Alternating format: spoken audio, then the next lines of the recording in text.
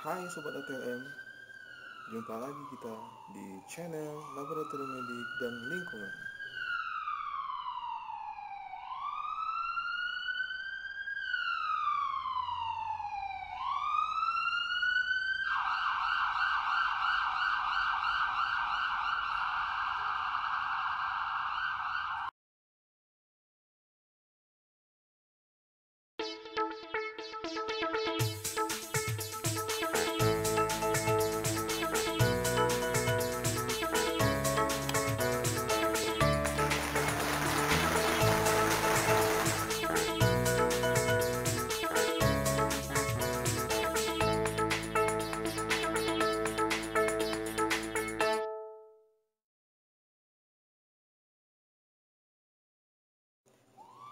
Hai Sobat ATLM, jumpa lagi kita di channel Laboratorium Medik dan Lingkungan.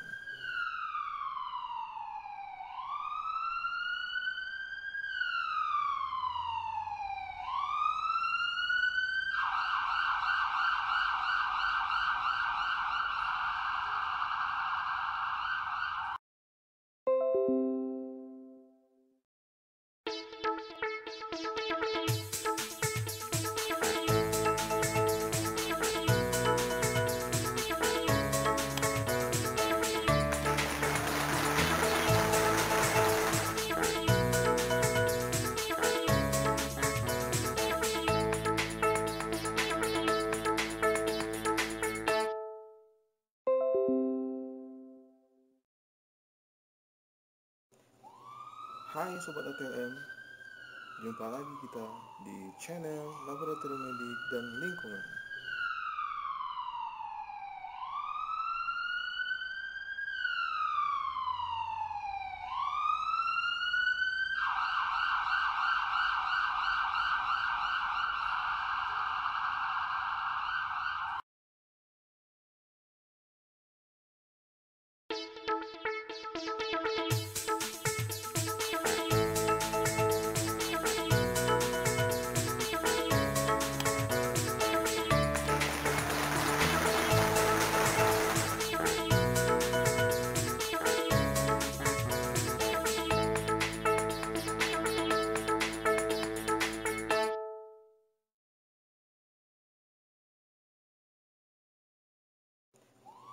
Hai Sobat ATLM, jumpa lagi kita di channel Laboratorium Medik dan Lingkungan.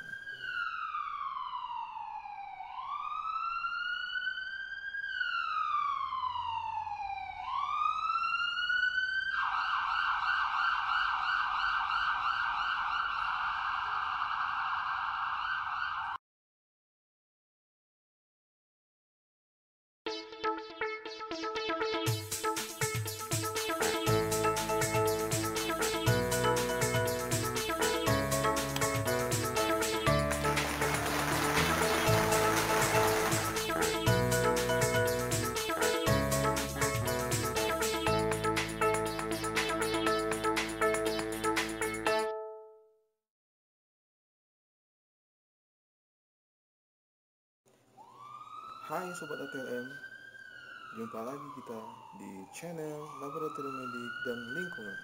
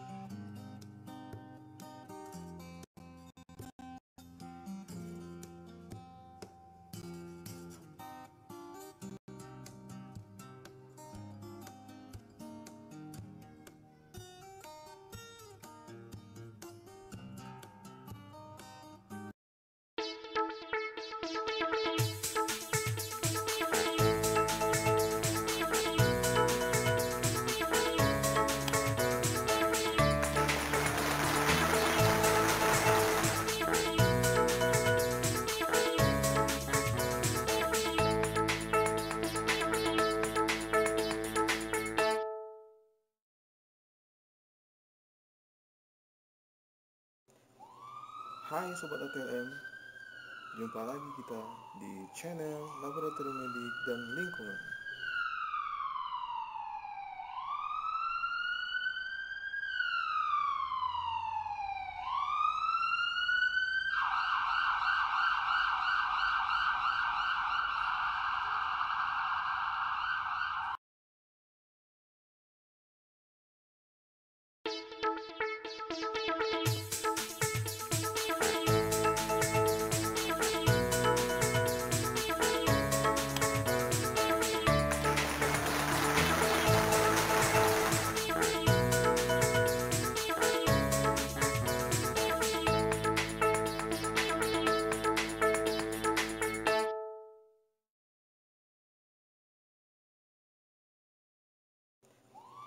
Hai Sobat ATM, jumpa lagi kita di channel Laboratorium Medik dan Lingkungan.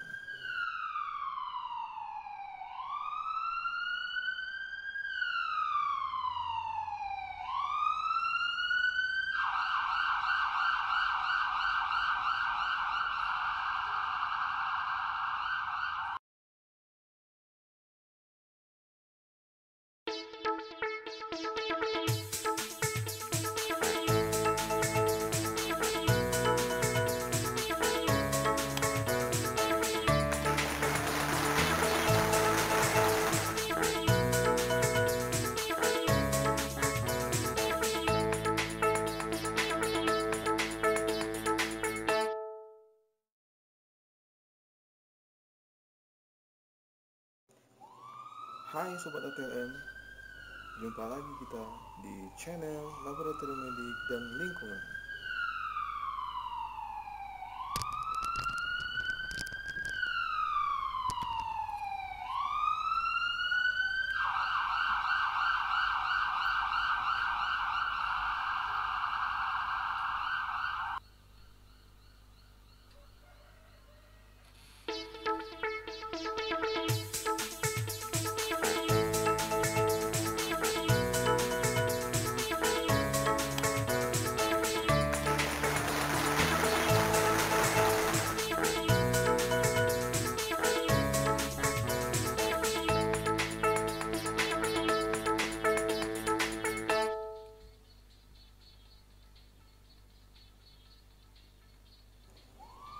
Hai Sobat ATM, jumpa lagi kita di channel Laboratorium Medik dan Lingkungan.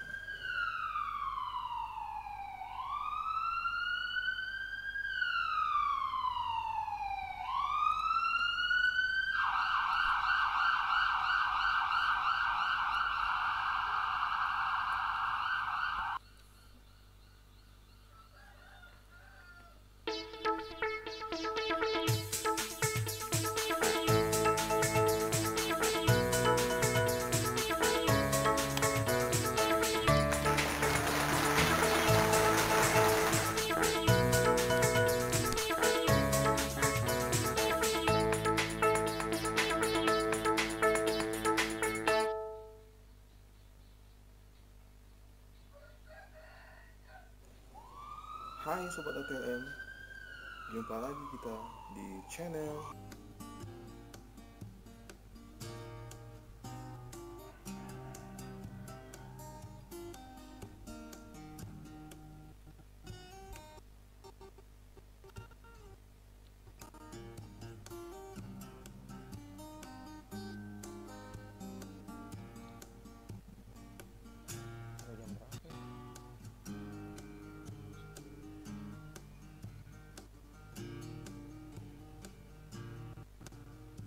Halo semuanya, bagaimana kabarnya? Kayaknya kita sudah bisa mulai ya hari ini. Sesuai dengan requestan teman-teman, adik-adik sekalian, kita akan coba belajar memahami dan mengenal soal-soal hukum ujian kompetensi. Jadi semoga apa yang kita selenggarakan hari ini itu bisa bermanfaat.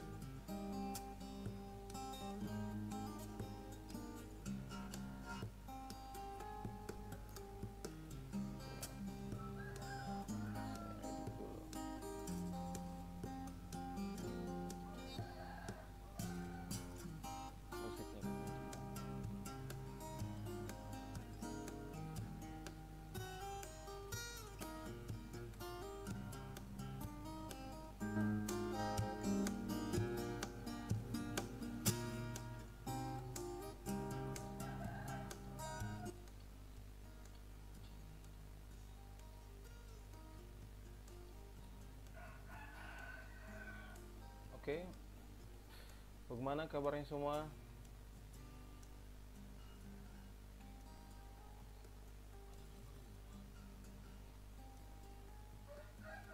Ya, selamat datang di channel Laboratorium Media dan Lingkungan. Jadi ini channel saya bersama teman saya. Kebetulan teman lagi tidak berada di tempat yang sama dengan saya. Jadi karena topik beberapa hari ini tuh, beberapa bulan yang lalu banyak yang bahas soal ujian kompetensi. Mungkin fenomenanya sekarang banyak ATLM kita yang sulit menjawab soal hukum ya. Nanti kita akan coba lihat sebenarnya soal hukum itu soal yang cukup rumit kalau kita baca dengan sangat detail sekali. Soalnya cukup rumit.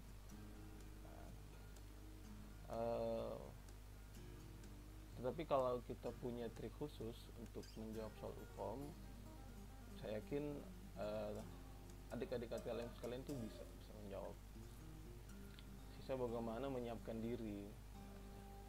Tentu saja dalam segala jenis ujian itu harus ada persiapan.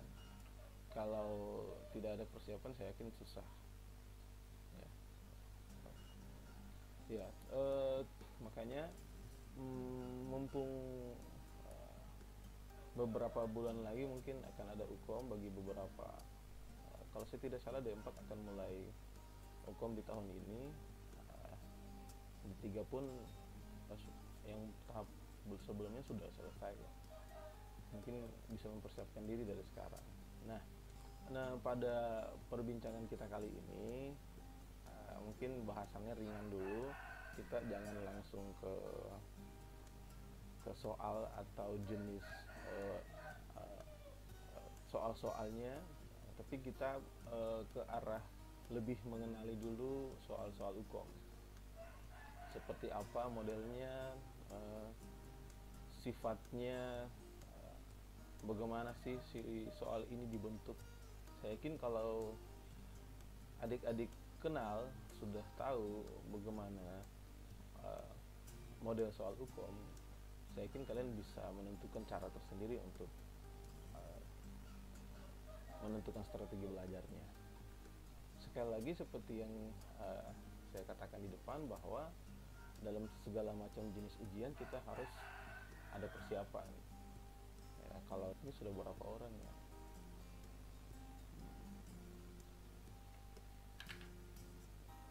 Sudah ada 10 orang ya.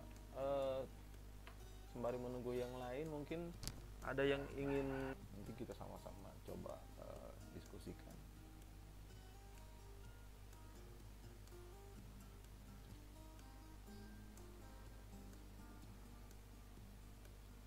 Jadi nanti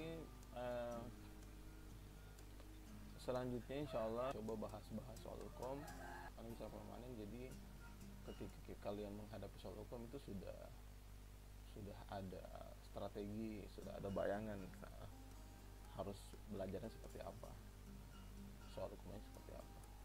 Dalam segala peperangan, kalau kita tidak bisa mengenali lawan kita kesulitan untuk menghadapi perang. Makanya saya rasa pada ngopi pertama ini kita coba dulu mengenali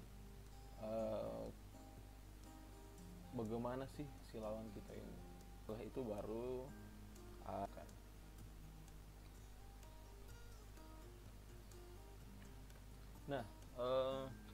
kita coba bahas satu-satu. Mungkin pertemuan kita maksimalkan saja. Jadi kalau ada yang ingin ditanyakan, silakan langsung saja diklik di kolom komentar, ditulis kolom komentar.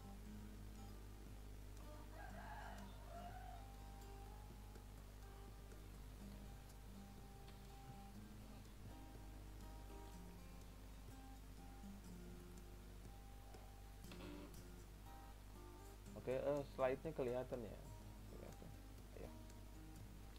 Kita coba dulu Saya perkenalkan, jadi selanjutnya kita akan coba membuat di channel ini kita akan coba membuat sebuah wadah, karena channel kami ini membahas soal laboratorium medik dan lingkungan hidup.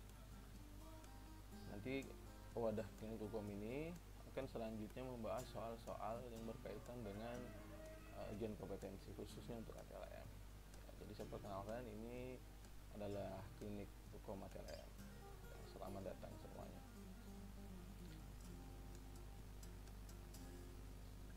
Oke, kita lanjut. Nah, saat ini uji kompetensi bagi ATLM itu menjadi acuan, menjadi dasar seseorang atau seorang ATLM yang sudah selesai menempuh pendidikannya itu menjadi sebuah keharusan jika ingin mencari atau mendapatkan pekerjaan di beberapa tempat yang membuka lowongan. Nah, meskipun seorang mahasiswa yang sudah selesai dan mendapatkan ijazah, kalau kita tidak mendapatkan sertifikat uji kompetensi, itu terasa sulit untuk mencari pekerjaan. Apalagi itu dipayungi oleh payung hukum sangat kuat saat ini. Beberapa rumah sakit itu masih menjadikan syarat utama saat ini, tapi beberapa pasienkes atau klinik-klinik swasta itu masih membolehkan dengan pertimbangan hal lain. Ada beberapa strategi jika adik-adik belum memiliki sertifikat hukum dan ingin mendapatkan pekerjaan. Itu mungkin bisa berhubungan dengan organisasi profesi, mungkin dengan beberapa kebijakan-kebijakan, apakah mungkin atau tidak. Tapi ketika saat ini itu yang dibolehkan ketika sudah lulus UKOM, nilainya sudah lulus tapi menunggu sertifikat belum ada, saya yakin itu dibolehkan untuk mendapatkan rekomendasi dari profesi. Tapi kalau belum lulus UKOM kemudian ingin mendapatkan rekomendasi dari profesi, saya rasa itu agak sulit. Ya. Ujian kompetensi ini pun yang D4 sih masih agak ringan karena baru tahun ini yang diadakan untuk D4. Dan kalau bisa mundur lagi, mungkin yang D4 masih bisa mengurus STR lewat jalur portofolio tanpa harus ada UKOM. Nah, yang berat ini ada di level D3. Makanya adik-adik D3, teman-teman D3 harus mempersiapkan diri jauh-jauh hari. Nah, saya punya beberapa share yang bisa adik-adik gunakan, mungkin bisa adik-adik pakai. Bagaimana kita melawan atau menghadapi musuh hukum ini. Sebenarnya bukan musuh sih, tapi keharusan. Ya, kita katakan musuh saja lah. Bagaimana trik untuk menghadapi soal hukum? Di video sebelumnya mungkin ada yang sudah pernah nonton. Saya sudah pernah bahas bagaimana trik-trik menghadapi soal hukum. Di situ saya bagi menjadi 3 poin. Ada keyword. Kita harus menentukan keyword dulu, kemudian mencari opsi-opsi jawaban. Itu semua bergantung sama keyword. Mungkin nanti bisa nonton saja di video di channel ini. Nah, bincang-bincang kita kali ini saya hanya memperkuat itu saja, memperkuat pemahaman itu di video sebelumnya itu, tapi lebih kepada menyiapkan ATLM untuk menghadapi hukum. Seperti apa sih gambaran strategi yang bisa kita lakukan. Nah, mungkin adik-adik sudah ketahui, teman-teman sudah tahu bahwa uji kompetensi itu memuat 7 kompetensi dasar yang harus diketahui atau dimiliki oleh seorang ATLM. Yang pertama itu adalah kimia klinik, yang kedua hematologi, yang ketiga mikrobiologi, yang keempat parasitologi, yang kelima imun serologi, sitohisto, dan toksikologi klinik. 7 kompetensi ini yang kemudian dimasukkan ke dalam soal UKOM. Jadi dari total soal UKOM 180 soal, itu 7 kompetensi ini dimasukkan ke dalam soal itu. Nanti persentase dari setiap 7 ini akan berbeda-beda. Persentase tertinggi itu untuk soal UKOM, persentase tertinggi yang muncul dari soal 180 nomor itu akan sangat banyak muncul soal kimia klinik dan hematologi. Kedua ini persentasenya sama akan muncul.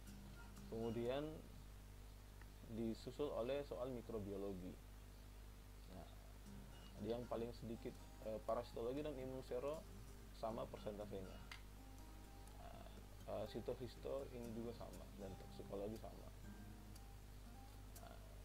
Jadi untuk bisa lulus dengan poin kelulusan UKOM itu 45 nilai 45. Sebenarnya kalau adik-adik menguasai kimia klinik, hematologi, dan mikrobiologi, mampu menjawab dengan benar 3 soal ini, itu sudah bisa untuk lolos dari standar nilai kelulusan UKOM. Ya, mungkin 40 atau 45 ya standar kelulusannya, tapi sekitaran itulah. Nah, dari 7 kompetensi ini sebenarnya kalau kalian lihat lebih detail, soal UKOM itu kalau sering dilihat dia sangat identik sekali, punya struktur, ada strukturnya.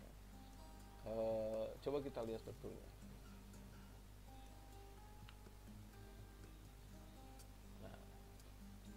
Kita coba mengenali bagaimana soal UKOM dengan melihat struktur yang ada pada soal UKOM, mulai dari sifatnya, sasarannya, tujuannya.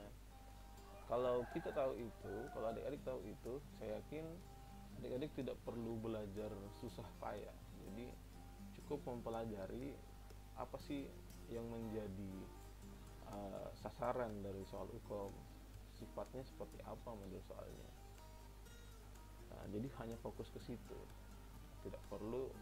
Kita kan kebanyakan kesusahannya karena kita mau belajar dari mana, mau mulai dari mana, apa belajarnya harus dari dasar, harus dari awal, dipelajari semua dari kampus, itu yang susah. Makanya di soal UKOM itu mungkin ada yang sudah ikut atau ada yang sudah dengar, emang studi kasus, tetapi kalau kalian lihat strukturnya itu dari semua soal hampir sama, strukturnya akan sama semua seperti itu. Jadi kecenderungan untuk kita memetakan pola-pola dalam soal hukum itu kita akan bisa tahu, model membuatnya kita akan bisa prediksi. Misalkan kimia klinik, soal yang akan muncul soal apa, misalkan contoh kimia klinik arahnya ke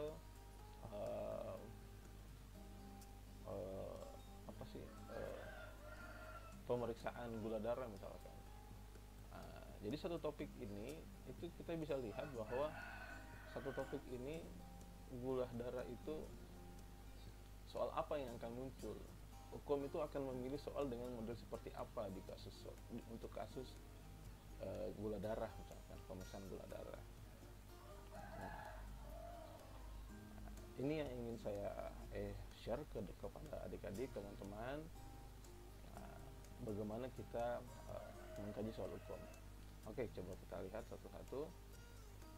Nah, ini salah satu contoh soal hukum, mungkin bisa dilihat. Ini adalah soal yang saya adopsi dari beberapa bahan soal hukum. Nah, contoh seperti ini, sampel darah seorang pria telah dilakukan pemeriksaan darah, diperoleh hasil sebagai berikut. Mungkin sudah ada yang terpapar soal ini, saya ulang lagi supaya bisa kita coba identifikasi seperti apa soal hukum ini. HB 10,0, RBC 3,2, HCT 30%, MCV 75, MCH 20, MCHC 25%. Nah, terus pertanyaannya, bagaimana gambaran eritrosit pada apusan darah kasus tersebut?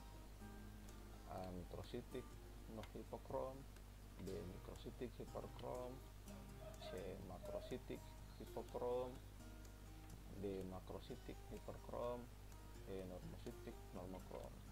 Nah, kalau ini dijawab dalam waktu 1 menit, kira-kira nih siapa yang bisa coba? Saya ingin lihat, kita coba latih. Kira-kira bisa nggak dijawab dalam waktu 1 menit?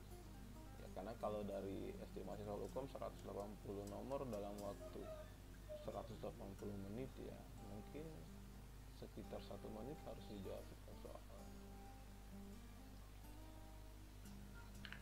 Ayo.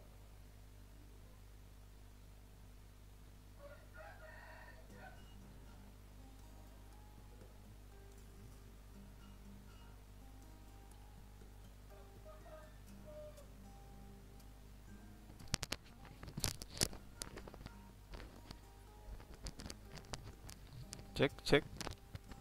Ya, saya pegang saja mic-nya ya.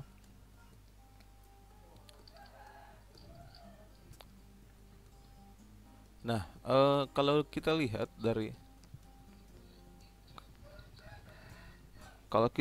dari soal ini,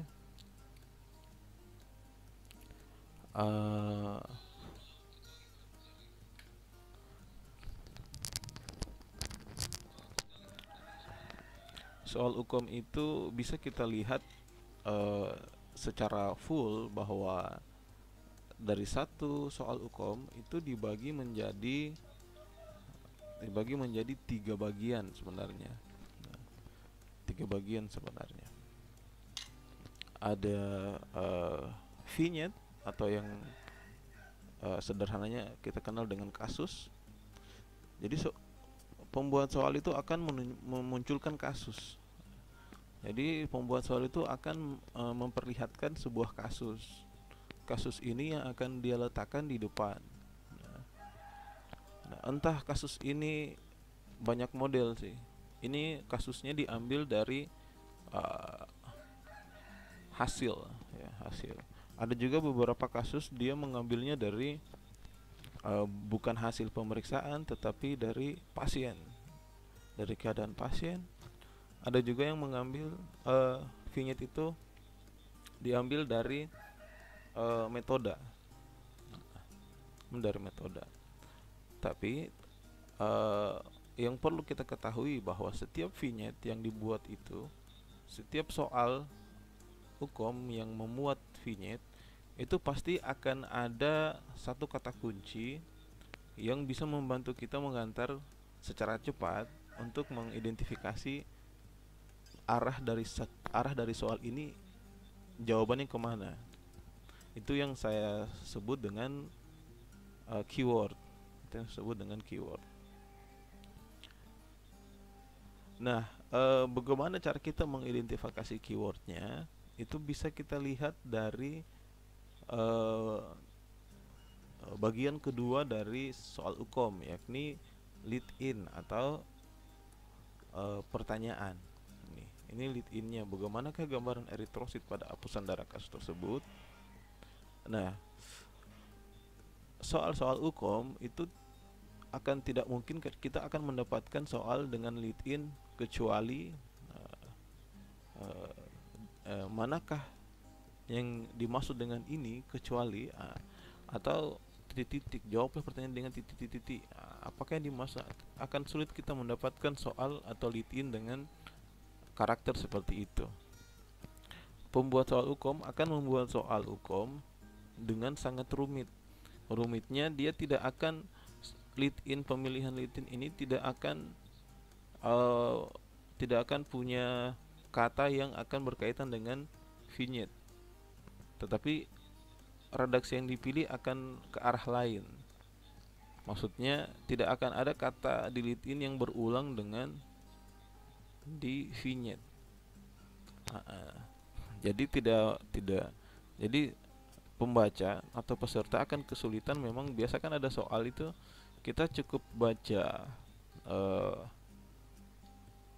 lead innya atau pertanyaannya, kita sudah bisa tahu tanpa membaca kasusnya. Ya, cukup kita baca saja soalnya, apa yang ditanyakan, kita sudah bisa jawab pilihan opsinya tanpa perlu membaca kasusnya. Nah, soal hukum tidak seperti itu. Nah, itu bagian kedua. Bagian ketiga dari struktur hukum, soal hukum itu adalah di opsi jawaban. Nah, disinilah titik kesulitan lagi dari si soal hukum.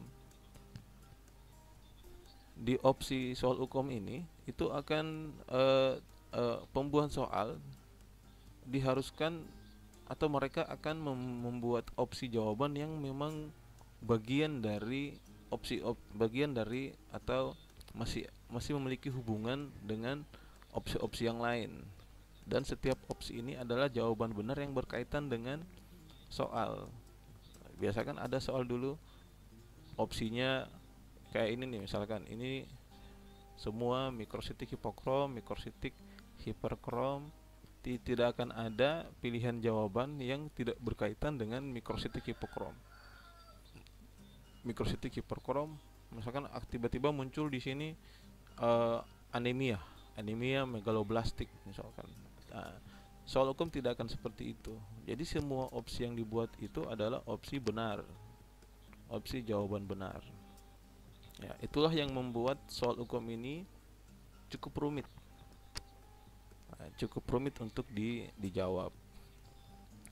Makanya memang adik-adik atau teman-teman harus mempersiapkan diri menghadapi soal hukum. Jangan dianggap remeh, karena seperti itu tadi, soalnya cukup rumit. Untuk membuat soal hukum ini saja aturannya sangat banyak. Ya, mungkin ada yang sudah punya jawaban. Ada.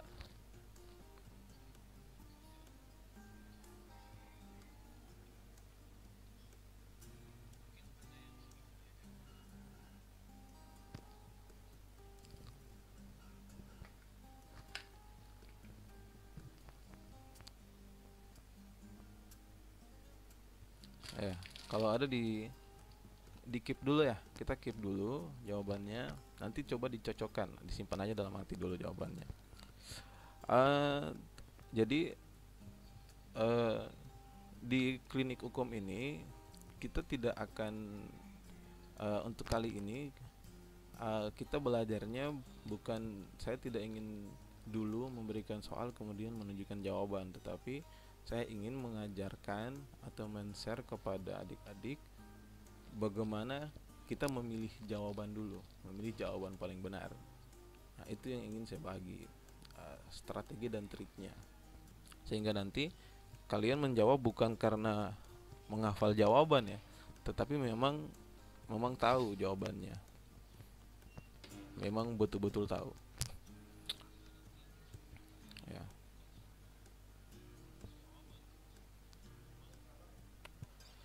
Coba kita lihat.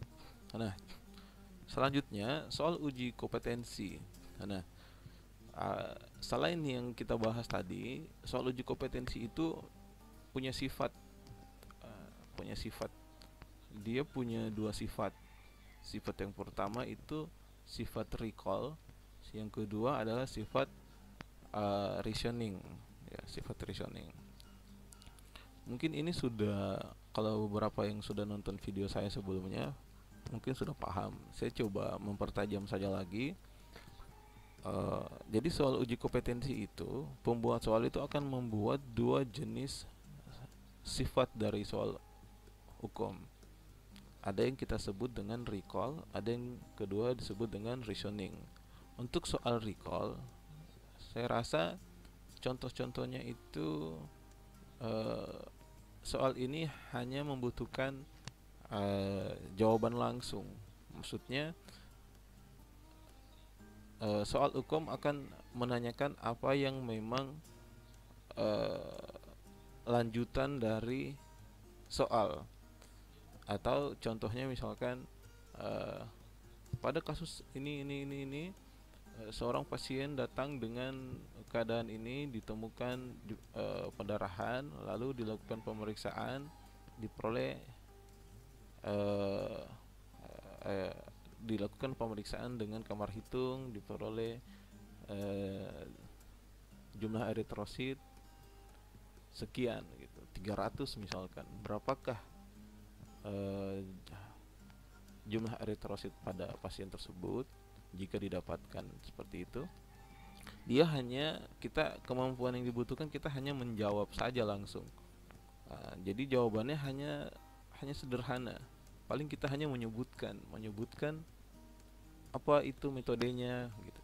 Soalnya nanti dia tanya apakah metode yang digunakan, tanpa membutuhkan analisa yang dalam. Nah, nanti untuk lebih jelasnya bisa lihat video video saya sebelumnya.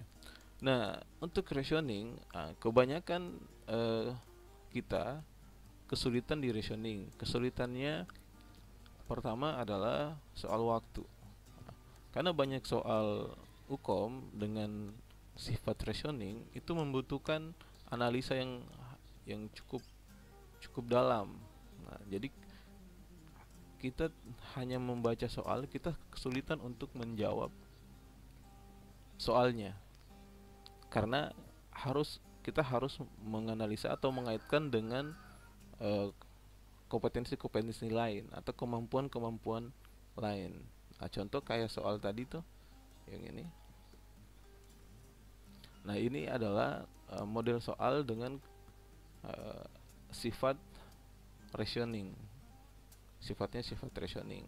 Nah, jadi kalau kalian baca, kenapa ini jadi rationing? Karena vignette-nya menunjukkan hasil pemeriksaan, tetapi yang ditanyakan gambaran eritrosit.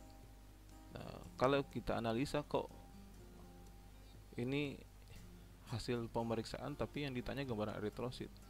Nah, ini yang saya bilang, untuk bisa menjawab ini itu kita harus memiliki pengetahuan-pengetahuan dasar sebelumnya. Harus punya kompetensi-kompetensi atau dasar-dasar pengetahuan yang bisa kita kaitkan dengan apa yang dimaksud atau apa yang ditanyakan. Kalau soal recall, soal ini juga bisa dibentuk atau dibuat menjadi bersifat recall. Tapi itu akan diganti di lead in. Lead innya bisa diganti dengan di sini bukan gambaran eritrosit nih, tapi mungkin ditanya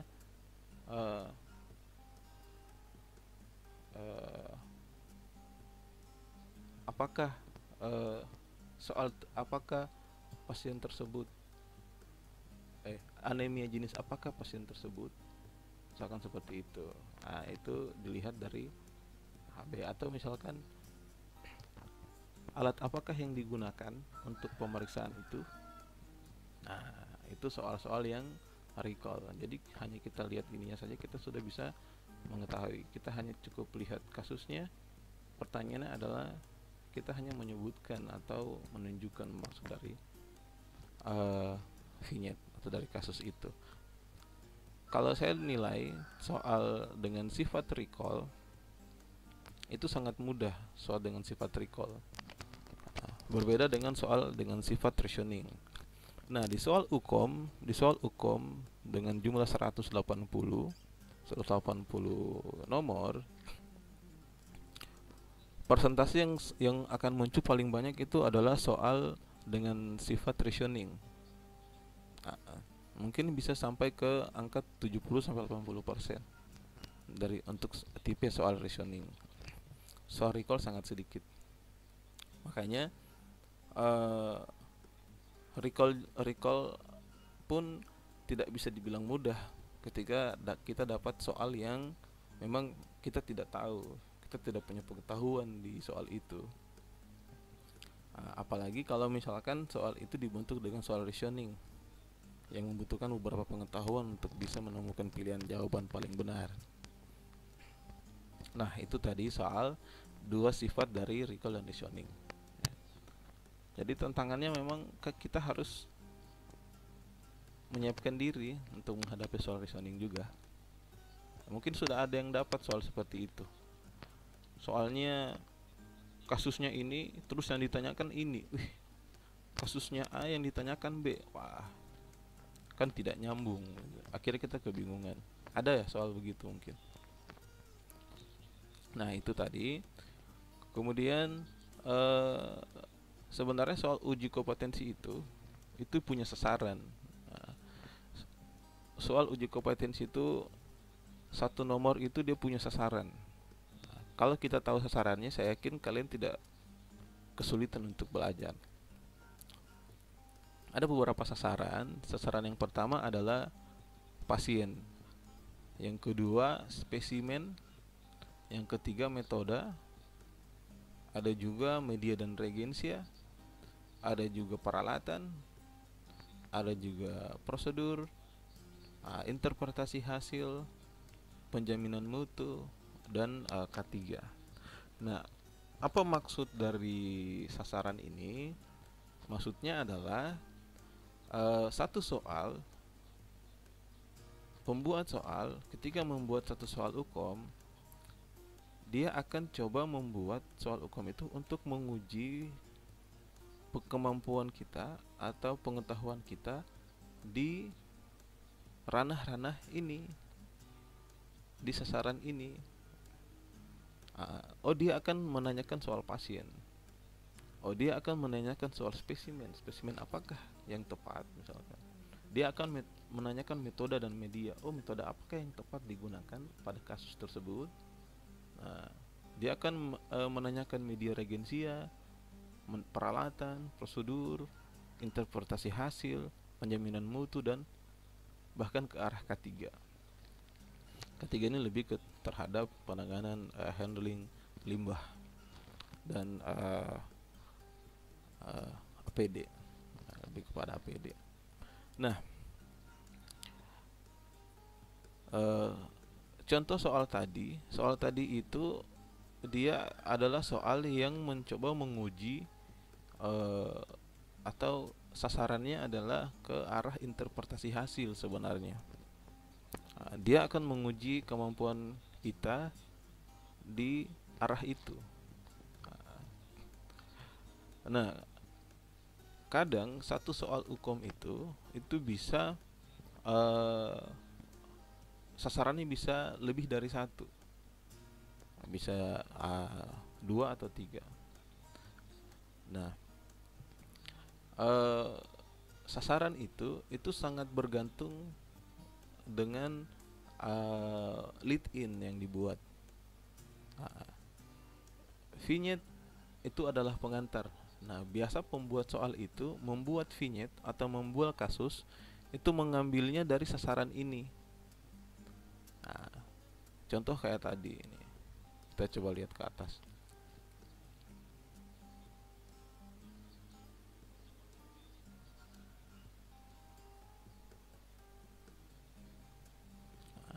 Nah, kalau kalian lihat di sini pembuat soal itu dia akan menanyakan, dia akan coba menguji kemampuan kita terhadap interpretasi hasil sebenarnya. Lebih ke arah interpretasi hasil. Kenapa bisa interpretasi hasil? Karena nanti kemampuan yang dibutuhkan kita untuk menjawab pilihan benar ini adalah kemampuan interpretasi hasil. Ya. Nah, sebelum ke interpretasi hasil kan kita harus tahu dulu nilai rujukannya. Kita harus tahu dulu nilai rujukannya. Nilai rujukannya apa? Nah, baru kita bisa menginterpretasi. Ya. Tetapi yang perlu kalian lihat, soal UKOM itu dia akan membentuk sebuah soal dengan mengambil sasaran tadi. Contoh untuk membuat kasus, ini dia akan masukkan pasien seorang pria, ya. Dia masukkan sasarannya pasien seorang pria, dia masukkan, berarti dia tidak mengukur pasien hal lain karena pasien itu dia sudah masukkan di sini.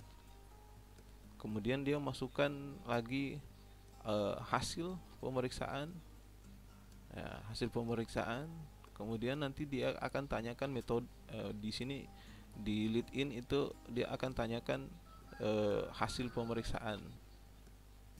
Nah, hasil pemeriksaan. Dia ketika pembuat soal membuat soal, jadi sasaran-sasaran tadi akan dia masukkan ke dalam soal ini, dan yang akan dia tanyakan, yang akan dia uji, yang akan dia ukur adalah aspek lain dari sasaran itu, ya. Coba kita pertajam lagi.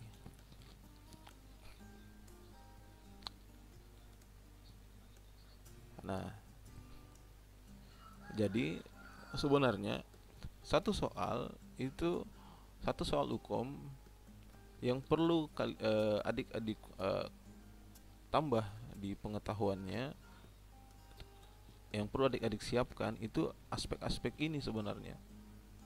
Nah, pasien, spesimen, metode, media regen, peralatan, prosedur, interpretasi, penjaminan mutu K3.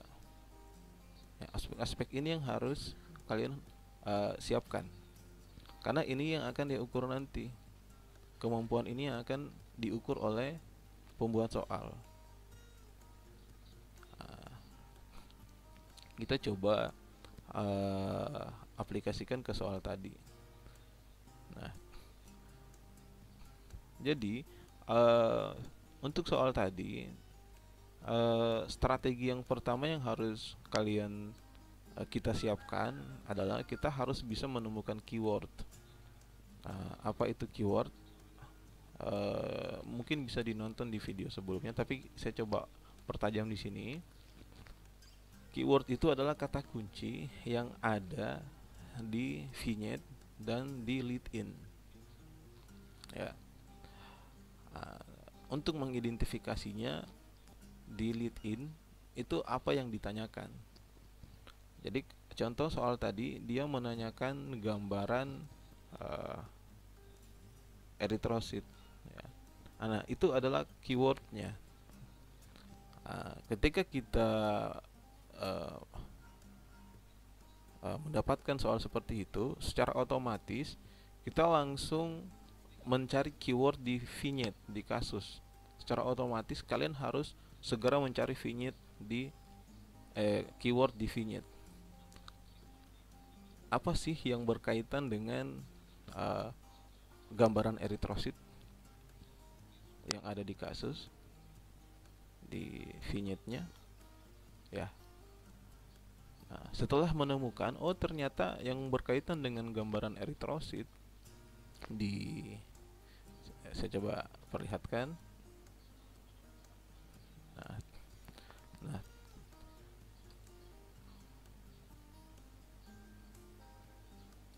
Nah, ini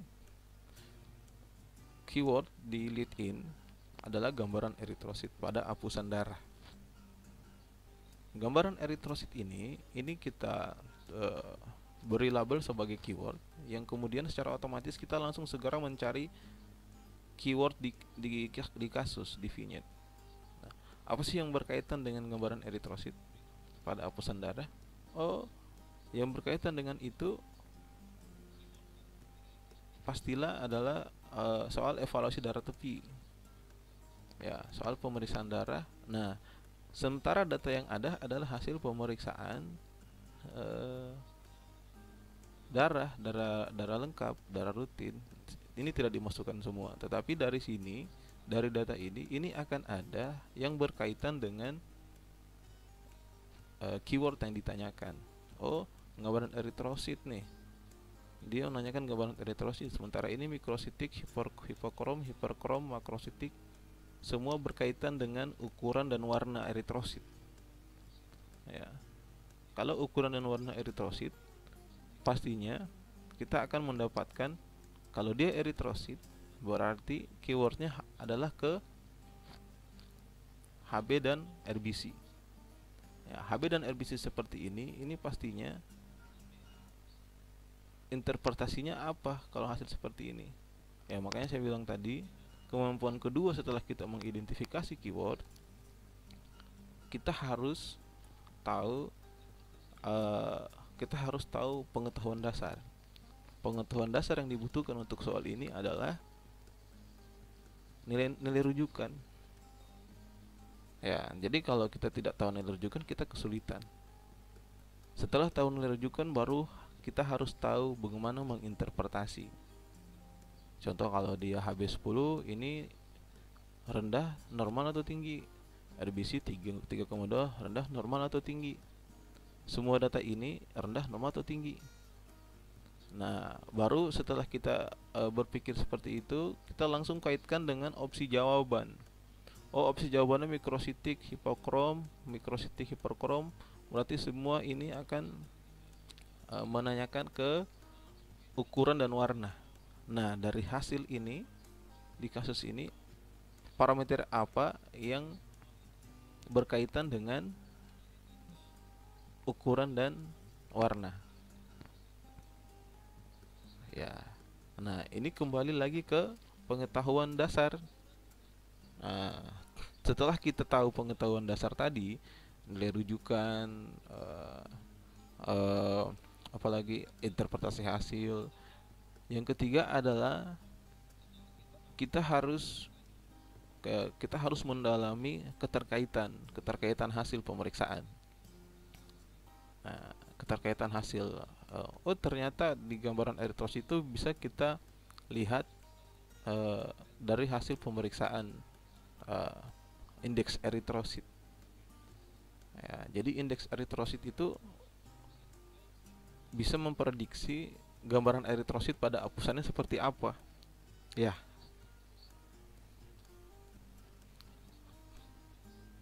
Ya, saya lihat sudah banyak yang menjawab ya. Ya. Nah, seperti itu. Jadi ketika kita sudah mengetahui keywordnya, lalu kemudian dengan cepat kita mencari keyword di vignette. Setelah itu baru kita lihat apa yang berkaitan dengan opsi jawaban. Baru kita ingat pengetahuan basic soal interpretasi, lalu kaitkan dengan gambaran eritrosit. Ya, dan jawaban yang benar adalah ada yang A nih, ada yang A. Oh, A semua.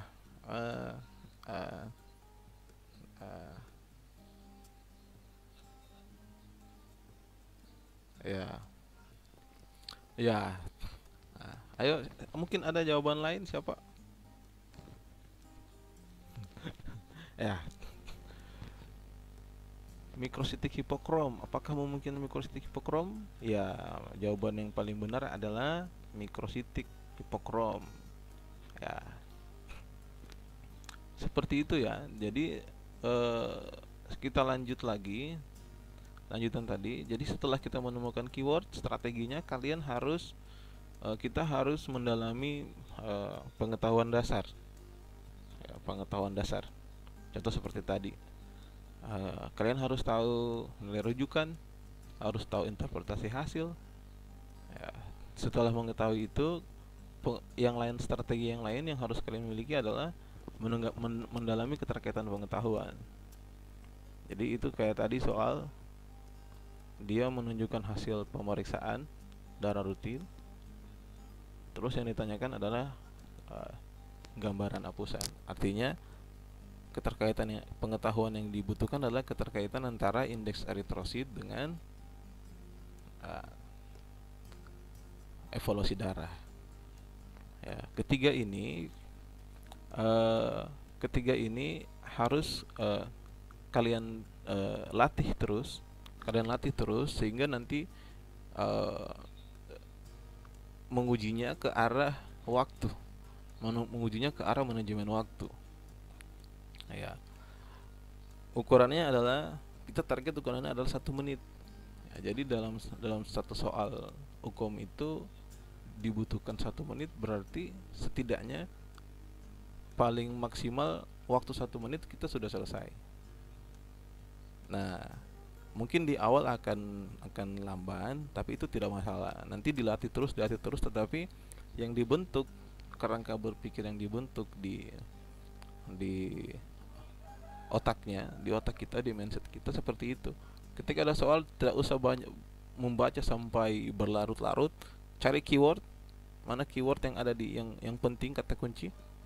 Oh, ada kata kunci ini, kaitkan dengan vignette. Setelah dapat di vignette, baru kaitkan dengan opsi, baru dalami, langsung tarik pengetahuan dasar, dalami pengetahuan dasar, kemudian kaitkan. Kalau dia butuh dikaitkan, boleh dikaitkan. Kalau tidak butuh, ya tidak usah. Nah, misalkan kayak tadi itu saya yakin butuh dikaitkan. Nah, beberapa soal itu di poin ketiga ini, mendalami keterkaitan pengetahuan ini levelnya beda-beda. Kalau soal kayak tadi itu levelnya saya bilang itu level 1. Jadi kita hanya cukup tahu interpretasi, baru kaitkan indeks dengan gambaran eritrosit. Tapi kalau dia level 2 mungkin bisa lebih dalam lagi. Nah, makanya dibutuhkan pendalaman pengetahuan dasar. Ya, seperti itu ya. Saya yakin ini kalau dilatih bisa. Saya yakin bisa. Sebenarnya di soal hukum itu yang kita kesusahan hanya ada 2 yang buat kita kesusahan. Yang pertama adalah kita keteteran waktu. Yang kedua, memang soal yang ditanyakan memang pengetahuan yang kita tidak tahu, ya, yang kita tidak tahu, akhirnya kita kesulitan untuk menjawab. Ya, seperti itu. Tapi kalau dilatih, makanya seperti saya bilang tadi, ini butuh latihan, ini butuh pengulangan, ya. Kalau mau lulus, saya yakin bisa kok. Ya, ketiga strategi ini, yang ini ditanam, kemudian dilatih, dicoba terus, cari soal, coba, cari soal, coba. Nanti mungkin di waktu lain saya akan coba share beberapa soal. Nanti soal saya masukkan, nanti bisa kalian latih, nanti dilatih untuk menjawab soalnya. Atau nanti mungkin ada pengurus Imatelki-nya, mungkin anak-anak Imatelki-nya bisa membuat pertemuan. Jadi nanti menghadirkan pemateri dengan asumsi setelah diberi pengetahuan, dilatih dengan soal, ya. Kalau kalian sering-sering menjawab soalnya, saya yakin bisa dijawab. Dan ingat, acuannya adalah manajemen waktu. Acuannya waktu. Meskipun kalau kita bisa, ini bisa tapi lambat, saya yakin akan kesulitan juga dengan waktu. Ya, seperti itu ya.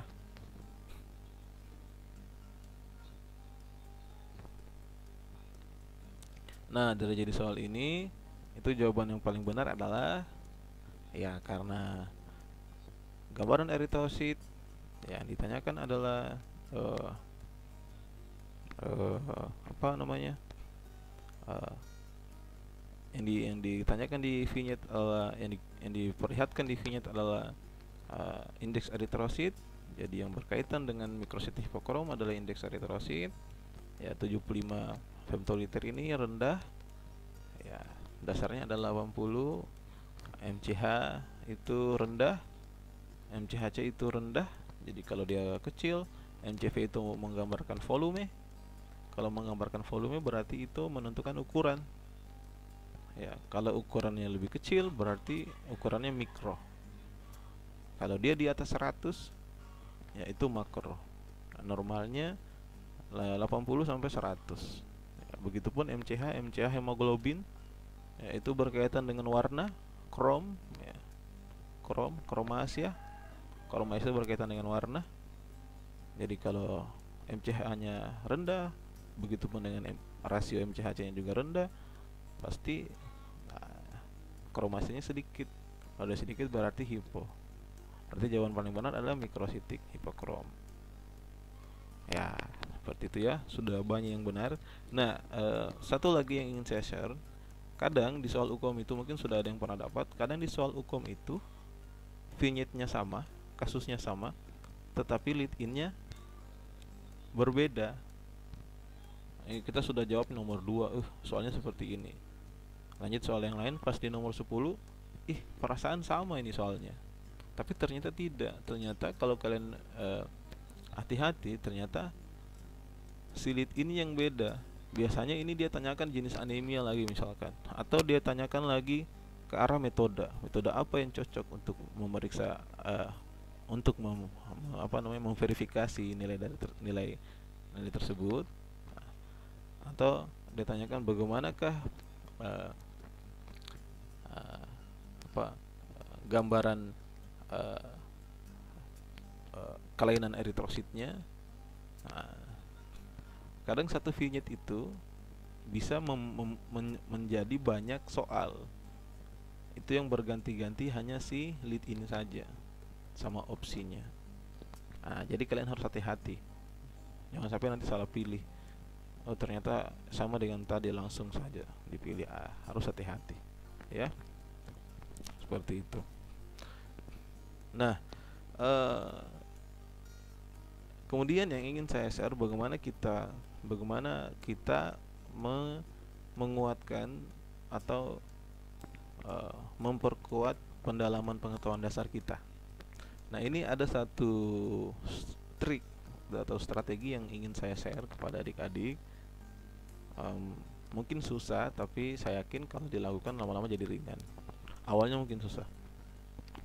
Nah, yang pertama adalah untuk soal tadi itu pengetahuan dasarnya itu nilai rujukan, ini sudah ya, interpretasi hasil untuk soal tadi. Keterkaitannya kedalaman keilmuan, antara keilmuan. Nah, yang ingin saya share itu bagaimana sih kita memperkuat pengetahuan dasar kita, dengan cara apa sih? Sementara kita harus belajar dengan 7 kompetensi yang lumayan banyak, ya. Lumayan berat terasa kita harus belajar. Apalagi mungkin ada beberapa yang terlewatkan dari masa kuliah. Nah, ini strategi yang ingin saya perlihatkan. Kalian bisa membuat daftar atau peta ilmu, ya. Contoh untuk pengetahuan yang diukur tadi soal interpretasi, kalau yang diukur soal sasarannya adalah interpretasi, saya yakin dia akan memunculkan vignette atau kasus atau hal-hal yang berkaitan dengan nilai rujukan. Karena untuk menjawab interpretasi, untuk mengukur interpretasi, pasti dibutuhkan dulu pengetahuan dasar nilai rujukan. Nah, makanya ini strateginya, kalian buat di Word atau tulis tangan di kertas boleh. Kalian buat tabel seperti ini untuk semua parameter, tapi diklasifikasi. Hematologi nih, Nah, hematologi dulu nih. Jadi jangan digabung hematologi dengan kimia klinik, tapi dicoba dikaitkan beberapa parameter yang punya kaitan. Contoh ini adalah indeks eritrosit. Nah, untuk apa ini? Ini untuk memudahkan kalian, untuk memudahkan kita mengingat nilai rujukan, menghafal, bukan menghafal sih, lebih memahami nilai rujukan, ya. Kan kalau dihafal semua sulit, terasa berat karena banyak sekali. Makanya kalian harus membuat petanya, kemudian ditempel, dan tiap hari dilihat. Lama-lama jadi hafal. Cara sederhananya seperti ini. Kita mau hafal MCV, MCH, MCHC. Yang mana milik MCV, yang mana milik MCH, yang mana milik MCHC. Jangan sampai tertukar MCV 26 sampai 33. Beberapa referensi ini berubah-ubah ya. Nanti ini referensi yang saya pakai di buku Hofbrand. Nanti tidak, perubahannya tidak terlalu jauh sebenarnya kalau nilai rujukan. Mirip-mirip. Nah, dia pakai 82 sampai 92. Ada juga yang pakai 80 sampai 100. Tapi bukan itu yang yang perlu kita perdebatkan. Yang perlu itu adalah bagaimana cara membuat peta ilmu ini.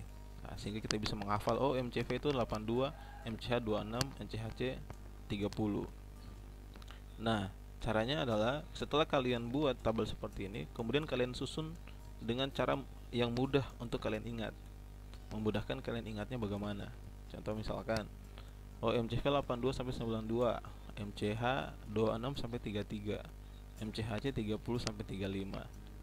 Nah, kalau masih 3 begini saya yakin masih mudah. Tapi kalau sudah banyak mungkin beberapa orang kemampuannya terasa berat untuk menghafal terlalu banyak.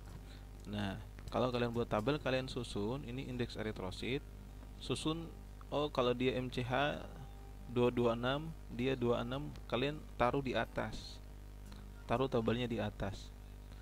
Nanti MCV 82, oh dia paling tinggi nih nilainya, angkanya taruh di bawah. 26 MCHC 30, dia nilainya terendah kedua, jadi taruh di tengah. Jadi setelah kalian reformasi model dari tabelnya dengan cara kalian, ini salah satu cara kita susun berdasarkan nilai terendah sampai nilai tertinggi. Nah, setelah kalian reformasi nanti akan dapat hasil seperti ini. Nah, ini lebih mudah untuk kita ingat ketimbang yang ini tadi, karena penglihatannya kacau. Kalau ini MCH 82, MCH 26, MCH 30, ini terasa sulit untuk kalian ingat. Tapi ketika kalian reformasi menjadi seperti ini terasa lebih mudah. Oh MCH 26, MCHC 30, MCV 82. Oh, berarti kita mulai dari MCH. Ini biar tutup mata pasti bisa. MCH 26 sampai 33, dia paling rendah. MCHC itu pasti yang kedua, ya, kedua 30 sampai 35. Nah, kemudian MCV, oh dia yang paling tinggi 82. Kemudian setelah kalian dapat urutan seperti itu, kaitkan lagi satu atau dua ke nilai rujukan. Misalkan MCH kita sudah bisa kaitkan bahwa dia di 2. Ya 2 itu MCH ya 20 ya. 2H, H2 ya. H2, nah, kaitkan seperti itu supaya tidak tertukar. Kemudian MCHC ya, MCHC itu dia adalah huruf yang paling panjang, yang paling tinggi ya, namanya MCHC. MCV hanya 3, MCHC jadi 4, MCV 3 juga ya. Ya, jadi dia karena dia paling tinggi berarti saya taruh dia di tengah. Kalau dia di tengah berarti ya dia setelah MCH 30. Ya, barulah MCV karena dia karena kali kita sudah ingat 2 ini pasti yang sisanya adalah MCV. Jadinya 82. Nah, maksud saya kalian punya, setiap orang punya plan belajar sendiri, punya cara belajar sendiri. Tapi yang ingin saya share adalah kalian harus susun semua parameter, kemudian kalian olah parameter itu, susunan nilai rujukan itu berdasarkan kemampuan atau cara kalian mengingat dengan trik seperti apa. Kalau saya pakai seperti tadi, triknya susun ini dulu dari tinggi ke rendah, baru kemudian kaitkan MCH dengan urutan itu dengan melihat beberapa titik. Ya, misalkan H2 ya. MCHC karena dia paling panjang saya taruh kedua, baris kedua 30. Ya, seperti itu. Paham maksud saya mungkin ya? Ya, semoga bisa paham. Nah, jadi untuk memperdalam di level nilai rujukan, di level interpretasi, kalian itu dibutuhkan pengetahuan dasar. Pengetahuan dasarnya adalah kalian harus tahu semua nilai rujukan. Nah, jangan sampai ada tertukar. Nah, kalian tinggal bikin tabelnya seperti itu. Nah, itu salah satu contoh bagaimana kalian bisa meningkatkan pengetahuan dasar dan keterkaitan hasil. Ya, Seperti itu mungkin yang bisa saya share kali ini. Mungkin ada yang ingin ditanyakan, boleh. Kita sudah jam 11 ya, 5 menit lagi lah. Kalau ada yang ingin diskusi, bincang-bincang, silakan tulis saja di kolom komentar. Pokoknya maksud saya, kalian harus tetap semangat ya. Jangan ada lagi yang, pokoknya soal hukum ini gampang, mudah. Saya yakin kalian bisa lalui semua. Hanya mungkin karena belum terpapar, belum sering dapat soal, ya jadi terasa susah.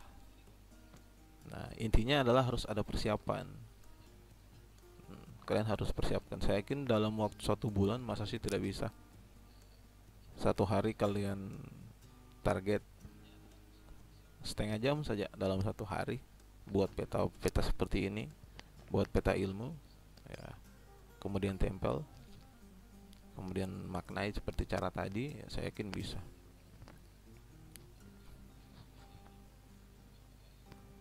Oke,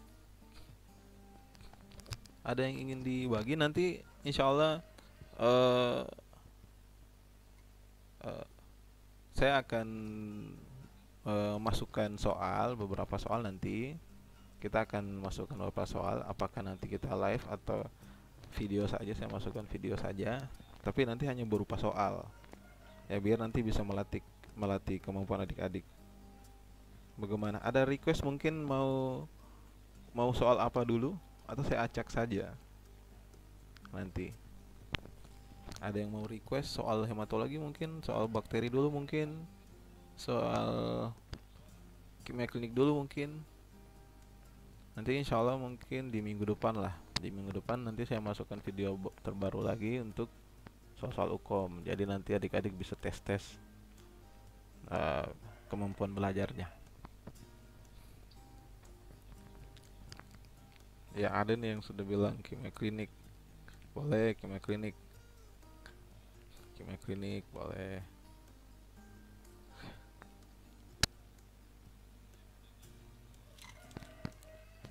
Ya.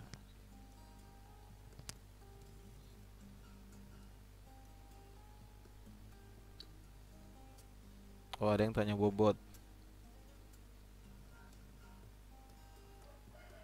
Omega.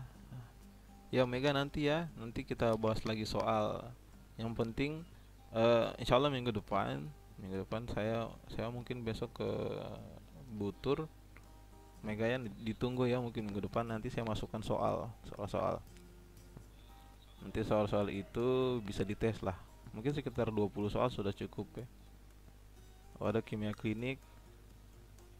Yayan, Bismillah Pak, maaf Pak, bobot dari 7 pembelajaran mata kuliah, masing-masing bobot soal masing-masing berapa persen Pak dari tiap soalnya yang sudah ditentukan, apakah 100 nomor nantinya Pak? Ya, yang soalnya itu kalau tidak berubah itu masih 180 nomor dalam waktu 180 menit. Untuk bobotnya saya perlihatkan deh langsung bobotnya.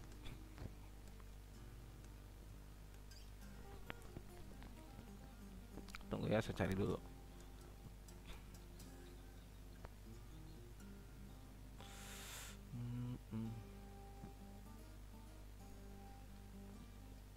Ayo yang ingin bertanya lagi, yang ingin request, nanti saya hitung saja yang paling banyak permintaan soalnya, soal apa.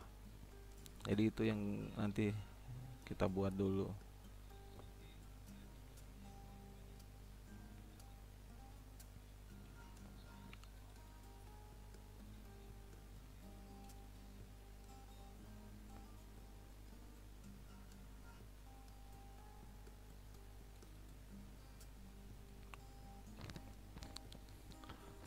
Ya, ada lagi sitohisto, kimia klinik. Kayaknya banyak kimia klinik ini. Banyak peminat kimia klinik ternyata. Hematologi tidak ada, Di.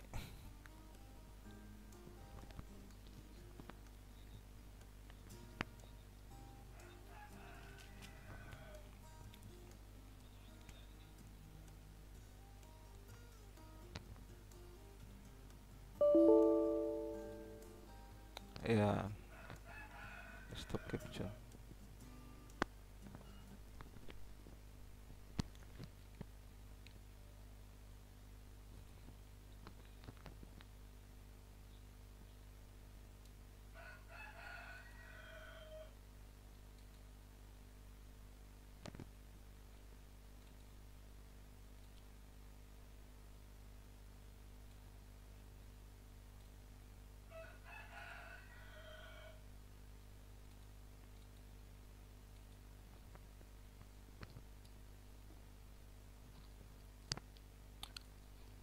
eh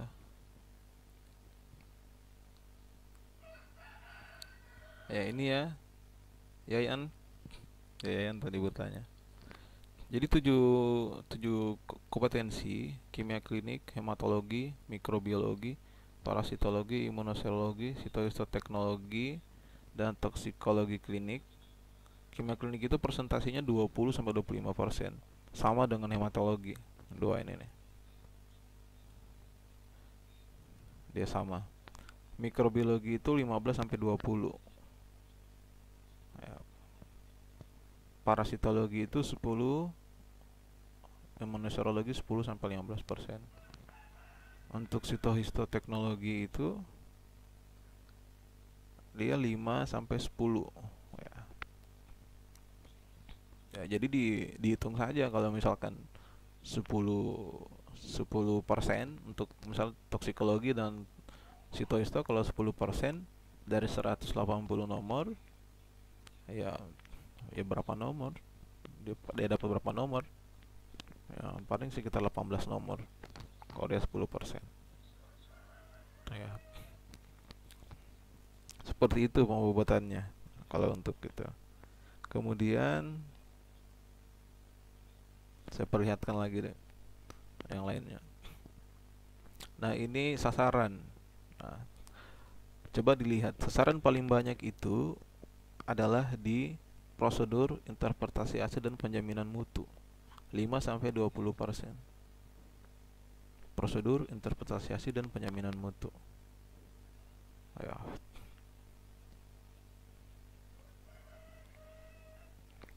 Ya. Jadi untuk pasien, spesimen, metode, media regen, alat itu sasarannya sekitar 5-10%. Jadi kalau dari total 180 nomor, ya dihitung saja yang ditanyakan. Mereka akan menanyakan soal pasien, soal spesimen, soal metode, itu hanya sekitar segitu persen bobotnya. Sedangkan kalau untuk prosedur interpretasi hasil dan penjaminan mutu itu sekitar segitu, 15-20 ya. Kalau untuk K3 itu 5-10% bobotnya.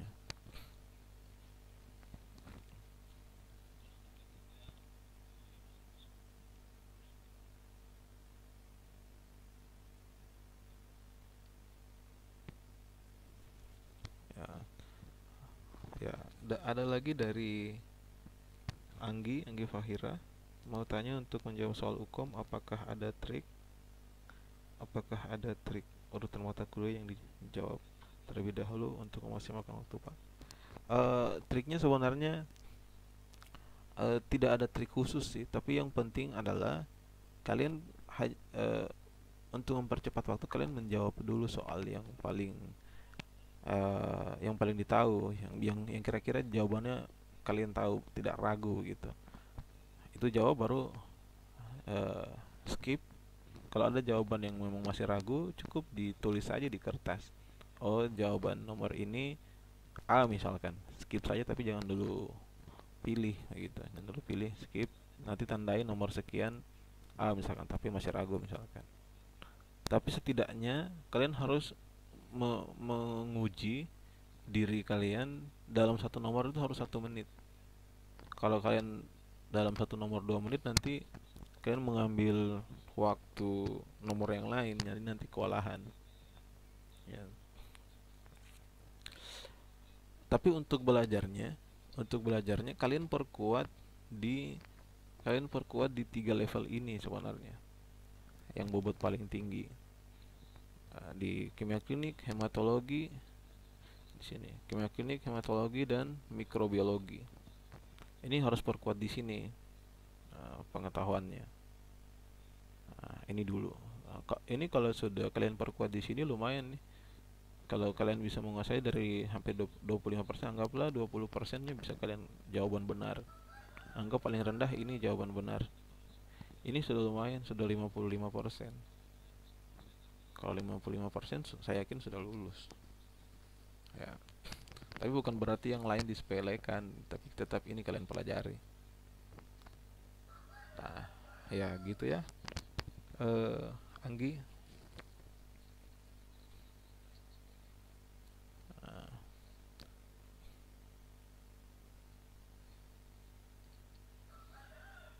Nah, ini untuk pemeriksaan saya pikir ini proses ini yang diukur juga. Biasa soalnya itu dia menguji analitik dan pasca. Tapi itu sudah masuk di sini sih sebenarnya.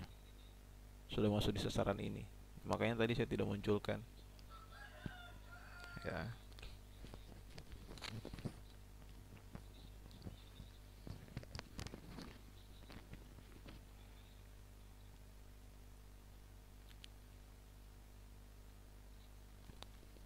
Oke. Iya, sama-sama Anggi. Iya, yang juga sama-sama. Ya, saya coba hitung deh ini yang request paling banyak. Anggi kimia klinik, Anista kimia klinik, Tamara bakteri, Francisca kimia klinik, bakteri, Nina, Safira parasitologi, Mega toksikologi dan sitohisto. Wah, ada juga peminat toksikologi dan sitohisto. Intan kimia klinik, Tamara parasit boleh pak ya. Ahmad Soekarna kimia klinik, Merlin Sito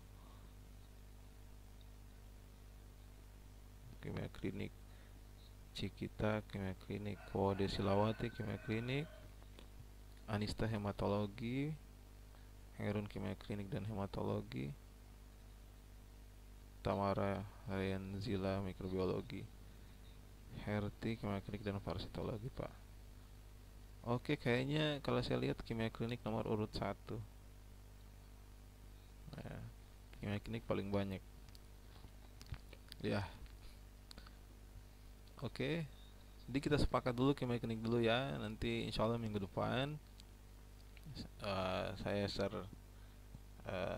soal-soal biar nanti bisa latihan. Tapi kalau kalian punya soal-soal juga, mungkin kalian kan sekarang informasi cepat, mungkin punya soal dari teman yang lain, bisa dilatih dulu nih dengan metode ini ya, bisa dilatih dulu dengan metode ini apakah bisa atau tidak. Dilatih dulu kemampuannya. Targetnya adalah 1 nomor selama 1 menit targetnya ya. Oke, mungkin masih ada, sudah tidak ada ya. Ya, terima kasih adik-adik, sudah teman-teman TLM sudah fokus belajarnya, ikut mengamati dengan baik. Saya ucapkan terima kasih. Nanti kita ketemu lagi. Imatelkinya mungkin bisa digagas tuh pertemuan tatap muka. Nanti dikontak saja dosen-dosen atau praktisi-praktisi di Kendari, siapa tahu bisa tatap muka. Mohon maaf ya saya tidak bisa tatap muka. Ya, nanti saya mungkin bulan depan datang, November insyaallah. Nanti mungkin bisa diagendakan bulan depan kita tatap muka. Tapi saya pikir semoga dengan online seperti ini tidak mengurangi niat baik kita untuk belajar. Ya, terima kasih semuanya. Idam, sama-sama terima kasih. Saya akhiri demikian ngopi 1 laboratorium medik, ngobrol pintar bareng laboratorium medik lingkungan.